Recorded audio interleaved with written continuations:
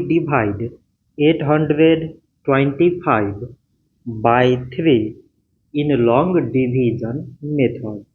3 times 2 is 6. On subtracting we get 2.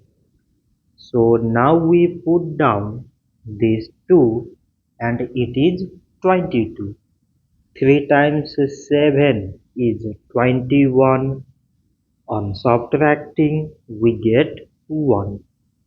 So again we put down this 5 and it is 15.